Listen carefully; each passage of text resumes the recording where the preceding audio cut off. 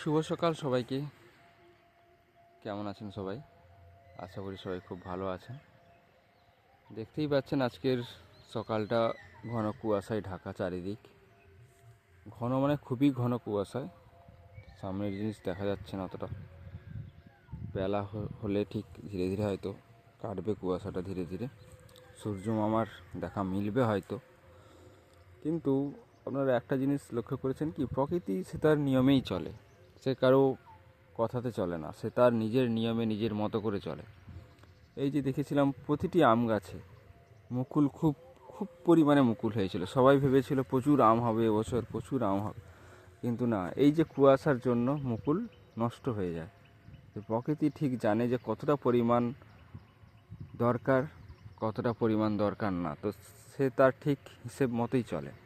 এই যেমন কিছুদিন আগে ভূমিকম্প হলো কলকাতাতে, যেটা সবাই কম বেশি উপলব্ধি করেছিলেন।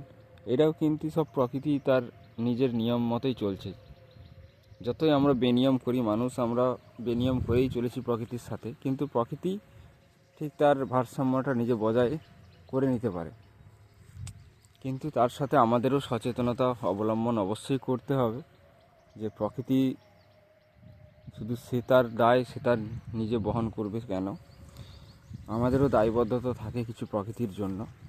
তো সেই জিনিসগুলো লক্ষ্য করতে হবে। সেটা আমি বলবো না, আশা করি আমরা মানুষ হিসেবে কম বেশি ছোটো থেকেই পড়াশোনা করেছি, প্রাইমারি স্কুল থেকে বা যেই যাই স্কুলে পড়ুক না কেন, ঠিক আছে? তো আমরা সবটাই জানি যে প্রকৃতি কী জিনিসগুলো প্রকৃতিরকে সুস্থ করে তোলে বা প্রকৃতিকে ভালো রাখে, সেই জিনিসগুলো অবশ্যই আমাদের করতে হবে। তাই বলবো সবাই প্রকৃতির খেয়াল রাখুন। প্রকৃতির খেয়াল রাখা মানে আমাদের নিজেদেরই খেয়াল রাখা, আর সাথে পরিবার পরিজনদেরও খেয়াল রাখা। ভালো থাকবেন, সুস্থ থাকবেন, আর এই প্রকৃতির অপরূপ দৃশ্য, প্রকৃতিকে উপভোগ করবেন। ভালো থাকবেন।